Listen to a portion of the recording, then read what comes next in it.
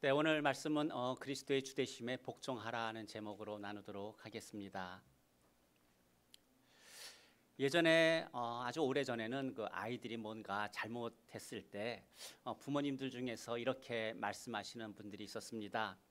도대체 커서 뭐가 되려고 그러니? 아마 이런 말 기억하시는 분들도 있을 겁니다.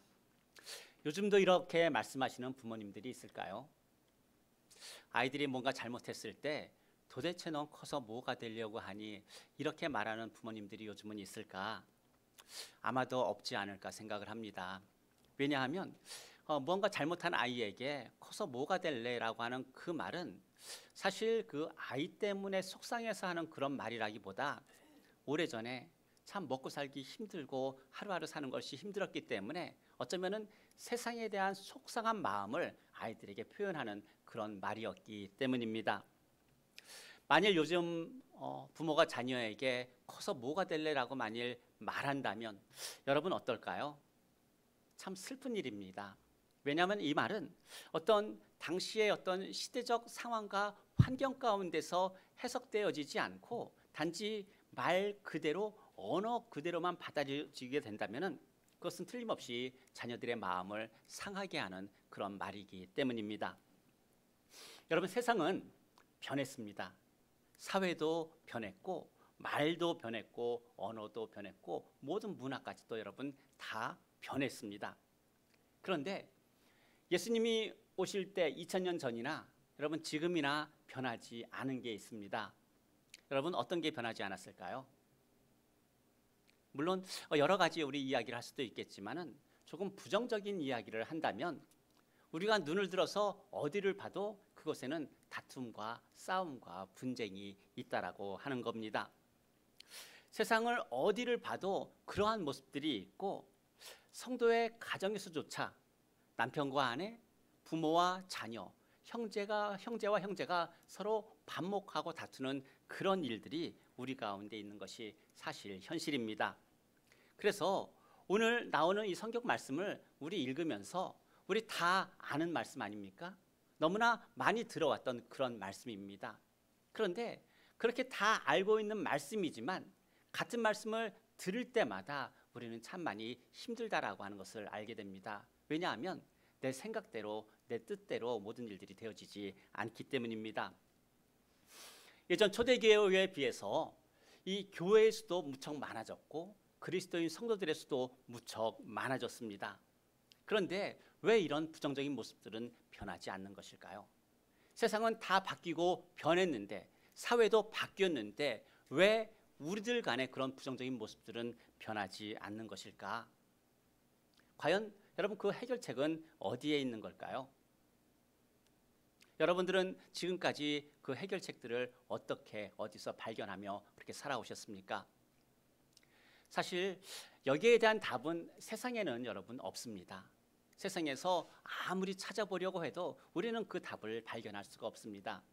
아무리 교육 수준이 높아졌고 우리의 자녀들도 많이 배웠다고 하지만 또 법이 있고 시스템이 있다라고 하지만은 이러한 것들이 우리가 살아가는 이 세상에서 우리의 가정에서조차도 잘 작동하지 않기 때문입니다. 그렇다면 어떻게 해야 될까요? 다 아는 말씀인데 안 되는데 그렇다면 어떻게 해야 될까? 이 어려운 문제들을 우리는 알고 살고 있으면서 이것을 해결하지 못하는 그런 우리의 현실을 보면서 우리는 답답해하고 힘들어하는데 그래서 여전히 질문하고 묻는 것이 어떻게 해야 합니까? 라고 하는 이런 질문을 하고 있는데 과연 우리는 어떻게 해야 될까? 우리가 왜 이런 고민합니까? 이게 내 가정의 문제이기 때문이에요. 이것이 나의 문제이기 때문이라고 하는 거죠. 그렇다면 이러한 문제에 대한 답을 우리가 세상에서 찾지 못한다면 그 답을 어디에서 찾아야 할까요? 하나님의 말씀입니다. 하나님의 말씀은 그렇다면 이 모든 문제에 대해서 어떻게 우리에게 그 해결책을 제시하고 있을까요? 저희들이 에베소서 말씀 처음 시작을 할 때 에베소서 1장 10절에 이런 말씀이 있습니다. 하늘에 있는 것이나 땅에 있는 것이나 다 그리스도 안에서 통일되게 하려 하십니다. 이렇게 말하고 있어요. 즉 서로가 그리스도의 주되심에 복종하는 것이다라고 성경은 우리에게 말씀하고 있어요. 남편과 아내가 그리스도의 주되심에 복종하고 부모와 자녀가 형제와 형제가 그리스도의 주되심에 복종하는 것이다. 성경은 우리에게 가르쳐 줍니다. 그런데 여러분, 이런 말씀을 들으면 어떻습니까? 처음에 말씀드렸던 것처럼 안 되는데요, 해도 안 되는데요, 여러분, 이런 질문 하지 않습니까? 지금까지 이런 말씀 수도 없이 들었지만 결국 우리의 생각은 안 된다라고 하는 겁니다. 여러분, 왜 안 될까요? 주님이 말씀하시는데도 우리는 왜 그 모든 것들을 주님의 말씀대로 이루며 살지 못하고 있는 것일까요? 가장 큰 이유는 뭐냐면 남편도 아내도 부모도 자녀도 또 형제도 아직 그리스도 예수를 믿고 있지만, 믿는다 할지라도 믿고 있지만 아직까지 지어져가는 그런 하나님의 자녀이기 때문이에요. 아직 예수 그리스도의 그 분량까지 이르지 못했기 때문에 우리가 알지만 아는 만큼 우리는 행하며 살지 못한다는 그런 말씀입니다. 그래서 이런 말씀을 듣는데 안 됩니다, 안 됩니다 이렇게 하는 그 말이 어떤 이야기냐면은 그게 정상이라고 하는 이야기입니다. 왜냐하면 그리스도를 믿어도 남편도 아내도 부모도 자녀도 아직까지는 지어져가는 그런 존재이기 때문입니다. 근데 우리는 어떻습니까? 너무 급해요. 기다리지 못합니다. 인내하지 못합니다. 그러다 보니까 너무나 조급해하고, 그래서 이 말씀을 들을 때마다 우리의 대답은 주님 안 됩니다 이렇게 대답을 한다는 것입니다. 여러분, 부모도 자녀도 또 형제도 남편도 아내도 지금 지어져 가고 있는 그런 중입니다. 그래서 지금 당장 우리의 눈에 보이지 않는다 할지라도 우리는 그리스도의 주되심에 내가 복종하는 그 일을 멈추지 않아야 한다는 말씀입니다. 죽게 하듯 남편에게 복종하는 것, 그리스도께서 교회를 사랑하신 것 같이 아내를 사랑하는 것, 주 안에서 부모에게 순종하는 이 모든 것들이 아직까지 잘 안 된다 할지라도 우리는 이 일을 계속해 나가야 한다라고 하는 겁니다. 오늘 사도 바울은 가장 먼저 이제 자녀에게 이렇게 이야기합니다. 주 안에서 부모에게 순종하라 말씀하고 있어요. 왜냐하면 그 이유를 어떻게 말씀하고 있냐면은, 왜냐하면 이것이 하나님이 정하신 오름이기 때문이다라고 말씀을 합니다. 우리가 사는 이 세상에는, 특별히 이 자연계에는 하나님이 정하신 질서가 있어요. 여러분, 그 중에 하나가 뭐냐면은 부모가 자녀를 낳는다는 겁니다. 여러분, 자녀가 부모를 낳지 않습니다. 자녀는 부모가 낳는 거예요. 그래서 이것이 하나님이 정하신 자연의 질서라고 하는 겁니다. 그래서 부모는 자녀들보다 지식적으로 지혜력으로 훨씬 더 많이 가지고 있고, 그래서 자녀는 부모에게 순종하고 부모에게서 배워야 하는 것입니다. 만일 자녀를 기쁘게 하기 위해서, 어떤 가정의 평화를 가져오기 위해서 부모가 자녀에게 순종한다면 여러분, 이것은 어떤 모습일까요? 하나님의 질서와 다른 모습이다라고 하는 겁니다. 물론 우리의 자녀들을 존중해 줘야 하면은 틀림이 없지만, 순종이라고 하는 것은 자녀가 부모에게 순종하는 것, 그것이 하나님께서 이 세상을 창조하시고 이 세상에 정하신 하나님의 방법이며 하나님의 오름이라고 하는 겁니다. 그런데 오늘 주님께서는 어떻게 말씀하시냐면은 자녀가 부모를 공경하는 것, 이것은 명령이라고 말씀하고 있어요. 자녀가 부모를 공경하는 것, 이것은 하나님의 명령이라고 하는 겁니다. 특별히 이 부모를 공경한다라고 하는 것은 단순히 부모의 말에 순종하는 것 그 이상을 이야기하고 있어요. 그것은 부모에게 존경과 사랑을 계속해서 보이는 것이고, 또한 부모가 그리스도인이든 아니든 부모가 필요로 하는 한 끝까지 부모를 돌보는 것을 이야기를 하고 있습니다. 우리 가끔 자녀들이 결혼할 때 이런 이야기 하지 않습니까? 우리 자녀가 결혼하는데 참 부모가 설 자리가 별로 없다, 이런 이야기 합니다. 참 안타까운 그런 이야기입니다. 그런데 부모는요, 자녀의 결혼을 기뻐할 수 있는 그런 권리가 있어요. 특별히 자녀의 결혼의 그 자리에서 부모는 그 결혼을 기뻐하고 즐거워하며 감사할 수 있는 그런 권리가 하나님이 정하신 그 질서 안에 있다라고 하는 겁니다. 왜 그럴까? 하나님이 정하신 오름이라고 하는 것은 부모가 자녀를 낳는 것이고 자녀는 부모에게서 배우는 그런 존재이고, 그래서 자녀는 부모에게 사랑과 존경에 대한 빚을 지고 있기 때문입니다. 오늘 말씀을 보게 되면 자녀가 부모에게 순종할 때 하나님께서 복을 주신다라고 말씀하셨어요. 여러분, 어떤 복을 주신다라고 말씀합니까? 6장 3절에 보게 되면 이로써 내가 잘되고 땅에서 장수하리라 말씀합니다. 부모에게 순종할 때, 부모에게 말씀에 이제 순종하고 부모를 공경할 때 어떻게 이 공경하는 사람들이 세상에서 잘되고 또한 장수하는 것일까요? 그것은 이제 그 부모가 자녀를 첫째는 사랑하기 때문이고, 그 부모는 자녀에게 해가 되는 것을 주지 않기 때문에 자녀들이 어떤 세상의 유혹과 세상의 시험과 세상의 위험으로부터 피해갈 수 있는 그런 길을 부모로부터 얻기 때문에 부모에게 순종하고 부모를 공경하는 사람들은 이 땅에서 잘 되고 그 생명이 오래 간다라고 말하고 있는 것입니다. 그래서 부모는 자녀를 어떻게 해야 되느냐? 어려서부터 부모에게 순종하는 그런 자녀로 키우고 가르쳐야 합니다. 에베소서 6장 4절에 이렇게 말씀합니다. 또 아비들아, 너희 자녀를 노엽게 하지 말고 오직 주의 교훈과 훈계로 양육하라. 참 근데 어렵습니다. 특히 자녀가 큰 경우에는 더 여러분 어렵지 않습니까? 그래도 어렸을 때는 자녀들이 부모의 말을 듣는 그런 신용 흉내라도 냅니다. 그런데 자녀들이 크게 되면은 잘 부모의 말을 듣지 않습니다. 그것이 목사의 가정이든 성도의 가정이든 어느 가정이든 그렇게 크게 다르지 않다라고 생각을 합니다. 사실 예전에 세상이 어려웠을 때는 자녀들을 먹이고 키우고 재우는, 즉 의식주를 해결해 주는 것이 자녀를 양육하는 것이었어요. 그런데 여러분, 지금은 어떻습니까? 여러분, 그렇지 않습니다. 하나님은 부모에게 이제 자녀들을 영적으로 또한 인격적으로 정서적으로 독립할 수 있도록 그 모든 것을 양육할 수 있기를 하나님은 기대하신다라고 하는 겁니다. 근데 만일 자녀가 다 커버렸다면 여러분 어떻게 해야 될까요? 이미 자녀가 다 커서 부모의 말을 듣지 않는다면 어떻게 해야 될까요? 인정하고 싶지 않지만 자녀들이 컸다고 해도 인격적으로 또 신앙적으로 성숙하기 전까지 우리의 모든 자녀들은 이기적입니다. 우리 부모는 그거를 인정해야 돼요.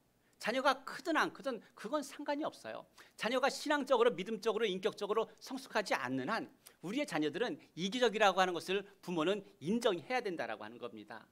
그래서 다 큰 자녀일수록 부모가 가르치는 것이 너무나 힘들다라고 하는 겁니다. 하지만 하나님은 부모가 자녀들을 영적으로 정서적으로 신앙적으로 인격적으로 그렇게 독립할 수 있도록 그렇게 키울 수 있기까지 우리가 보여야 하는, 우리가 해야 하는 일은 뭐냐면은 자녀들을 위해서 물론 기도해야 되겠죠. 하지만 기도와 더불어서 우리가 해야 될 게 있어요. 지금 내가 컸지만 나의 부모님은, 나의 아버지, 나의 어머니는 지금도 나에게 많은 관심을 갖고 있다라고 하는 것을 계속해서 장성한 자녀들에게도 알게 해야 한다라고 하는 겁니다. 자녀들이 부모의 말을 기꺼이 듣지 않을 수가 있어요. 하지만 부모는 계속해서 해야 되는 것이 뭐냐면은 내가 너에게 관심을 가지고 있다라고 하는 그 관심을 계속해서 표현해야 된다라고 하는 겁니다. 이것 말고 이미 다 큰 자녀에게 여러 가지 말을 해봤자 여러분 그것은 잔소리밖에 되지 않습니다. 이것이 여러분 그래서 우리가 싸워야 하는 그런 싸움이 되는 거예요. 부모로서 자녀를 위해서 내 안에서 싸워야 하는 싸움이 바로 이런 싸움입니다. 그래서 여러분 자녀가 클수록 부모는 어떻게 되어야 되느냐? 더욱더 신앙적으로 인격적으로 성숙해 가야 되는 거예요. 더욱더 자라가야 되는 거예요. 부모가 자라지 않으면 자녀들을 그런 길로 인도할 수가 없기 때문입니다. 그래서 성경을 보게 되면 여러분 이 부모가 자녀에게 나쁜 본을 보이거나 또한 자녀를 양육하는 일을 소홀히 했을 때 어떤 일이 일어나는지를 우리에게 잘 보여주고 있어요. 여러분 다윗은 어떤 아버지였을까요? 특별히 그 압살롬에게 다윗은 어떤 아버지였을까요? 첫째는 본이 되지 않는 그런 아버지였어요. 또한 압살롬을 양육하는데 소홀한 그런 아버지였고, 압살롬이 잘못했을 때 압살롬을 그렇게 훈계와 어떤 징계와 이런 것으로 가르치지 않는 아버지였다라고 하는 겁니다. 그 결과 어떻게 되었습니까? 아들 압살롬이 아버지를 배반하고 반역하고 결과는 너무나 비극적으로 끝나게 되었다는 이야기입니다. 대제사장 엘리는 어떻습니까? 두 아들 홈리와 비느하스가 이제 잘못을 해도 그들을 징계하거나 하나님의 말씀으로 그들을 가르치는데 제대로 하지 않았습니다. 그 결과 이스라엘은 전쟁에서 피했고 두 아들은 결국 죽임을 당하게 됩니다. 여러분, 이삭은 어떻습니까? 아버지 이삭은 노년에 에서를 사랑했어요. 그런데 어머니 리브가는 어떻습니까?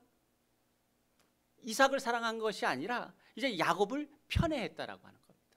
그 결과 어떻게 됐습니까? 가정이 깨어지고 형제들 간의 싸움으로 여러분 번지지 않았습니까? 그런데 성경에는 이런 부정적인 어떤 이해만 나오지 않습니다.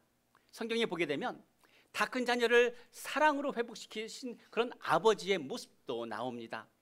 우리가 잘 알고 있는 것처럼 누가복음 15장에 아버지의 유산을 받아가지고 집 나간 탕자에 대한 이야기가 나옵니다.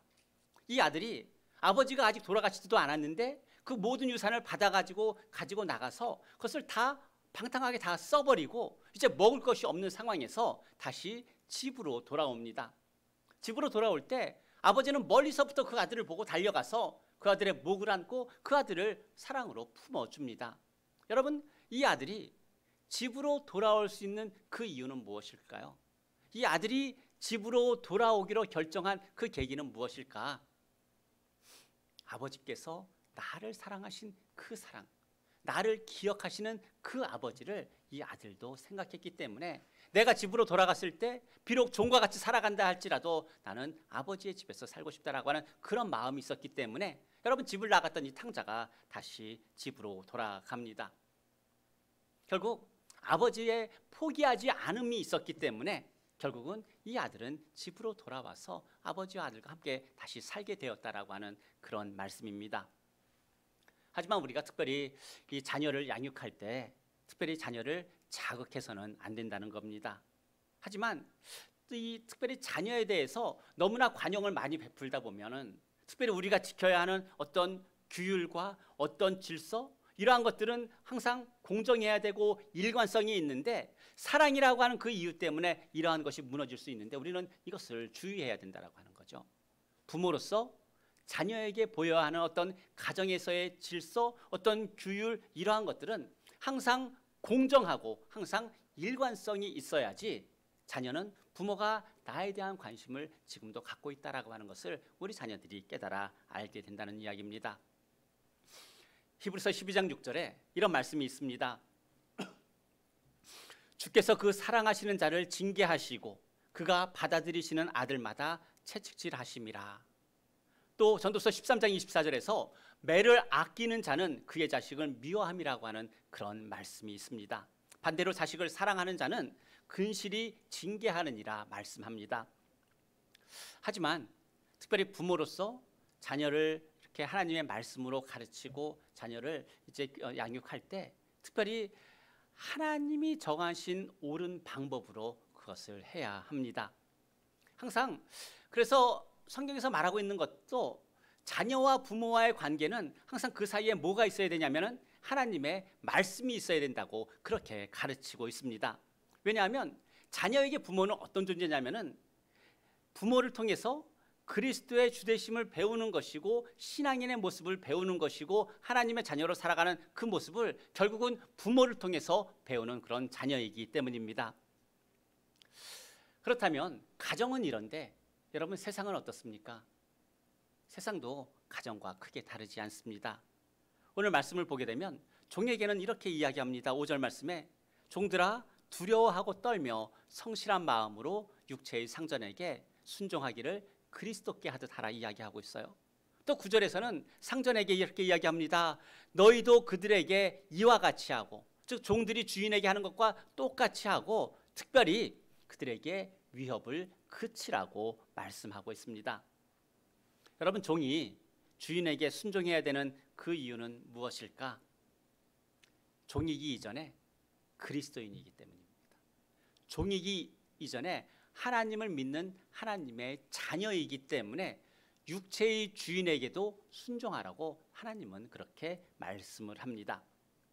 어떤 분들은 가끔 이렇게 이야기하는 경우가 있습니다. 내가 일하는 곳에 상사가 그리스도인이었으면 좋겠어. 여러분 어떻게 생각하십니까?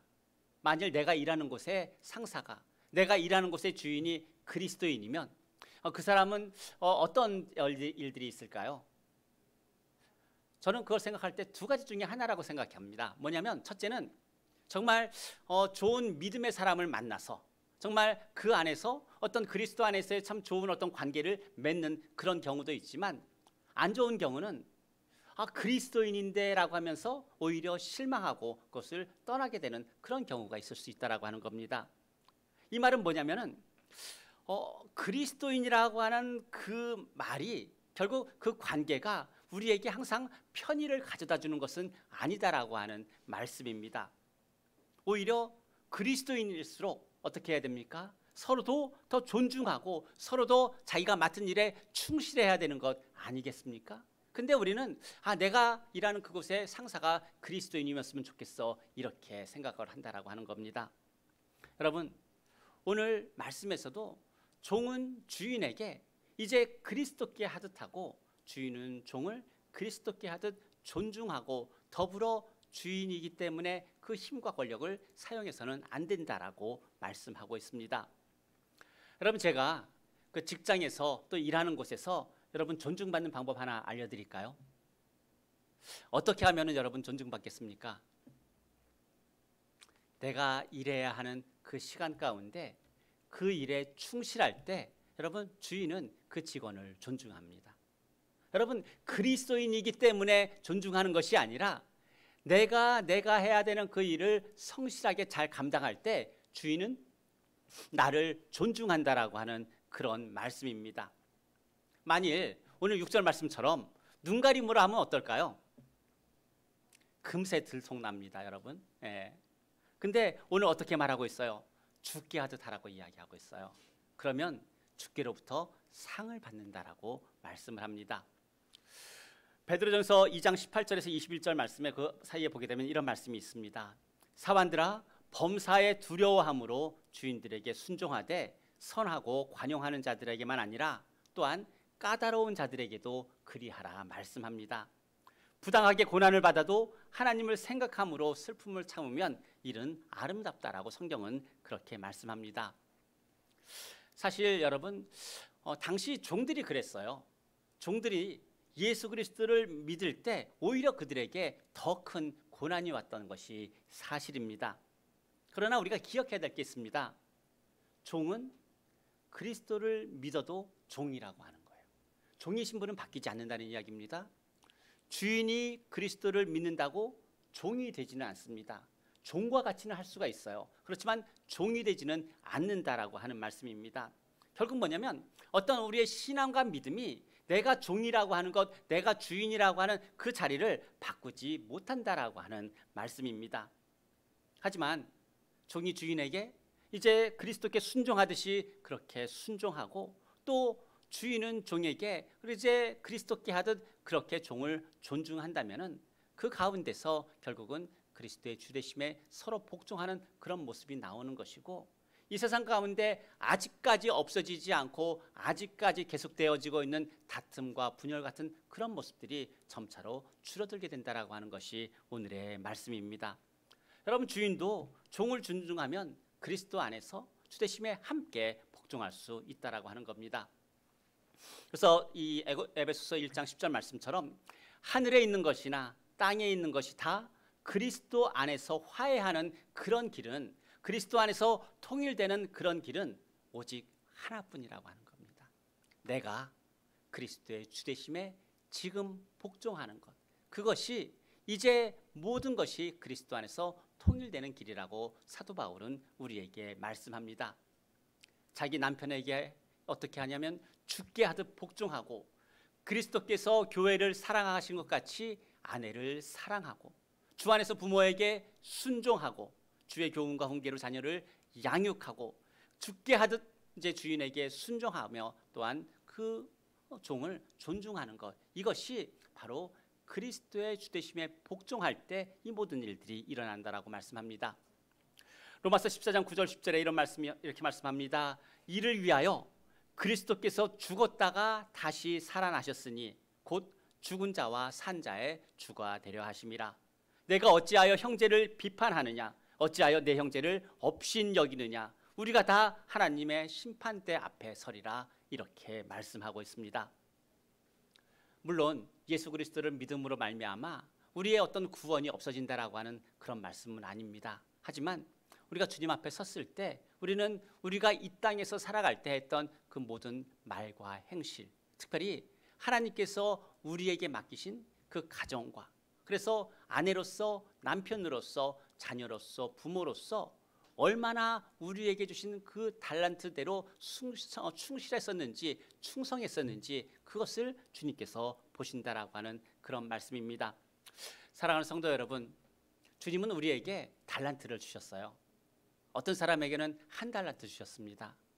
또 어떤 사람에게는 2달란트, 5달란트를 주셨습니다. 그런데 그것을 주실 때 하나님께서는 1달란트를 누구에게 주셨냐면 1달란트에 충성할 수 있는 사람에게 1달란트를 주신 거예요. 5달란트를 받은 사람은 5달란트에 충성할 수 있기 때문에 5달란트를 주셨다는 그런 말씀입니다. 그래서 하나님께서 우리에게 그 모든 달란트를 주실 때 내가 그것을 받아서 얼마나 많은 일들을 이루었느냐가 아니라 나에게 주신 그 달란트만큼 내가 얼마나 충성하고 충실하게 살아왔느냐, 그것을 하나님께서 보신다라고 하는 그런 이유입니다. 우리 각자는 여러분 믿음의 분량도 다르고 신앙의 모습들도 다 다릅니다. 하지만 우리 모두가 같을 수 있는 것은 그리스도의 주되심에 함께 복종할 수 있다라고 하는 겁니다. 믿음이 연약하면 연약한 대로, 믿음이 많으면 많은 대로 주님께서 우리에게 주신 그 달란트의 분량대로 우리는 그리스도의 주되심에 복종할 수 있다는 그런 말씀입니다. 그리고 나에게 주신 그 믿음의 분량대로 내가 그렇게 살아갈 때 지금은 아직은 우리 눈에 그 완전함은 보이지 않는다 할지라도 이제 우리가 이제 예수 그리스도를 믿는 것과 아는 일에 하나가 되어서 그리스도의 장성한 분량에 이르기까지 하나님은 우리로 자라가게 하신다라고 하는 그 소망과 그 기대를 갖고 우리도 우리 안에서의 그런 선한 싸움들을 계속 싸워야 될 줄로 믿습니다. 사랑하는 성도 여러분, 이 땅의 모든 악과 모든 죄와 모든 악함과 다툼과 시기와 이런 것들이 없어지기까지 주 안에서 성령 하나님을 의지하며 끝까지 싸우는 하나님의 자녀 되시기를 예수님의 이름으로 축복합니다. 기도하겠습니다. 사랑이 많으신 하나님 아버지, 참 감사합니다. 이 세상뿐만 아니라 우리의 가정도 다툼과 어떤 장벽이 있고 가정 안에서 서로에 대한 무시와 편애와 잘못된 사랑이 있음을 이 시간 고백합니다. 주님을 믿는 주님의 자녀라고 하지만 오히려 세상의 부끄러운 모습이 저희 가운데 있고 오늘 말씀처럼 그리스도의 주되심에 내가 먼저 순종하고 복종할 때 이러한 모든 편애와 시기와 분냄과 다툼 같은 장벽들이 주님 안에서 없어질 줄로 믿습니다.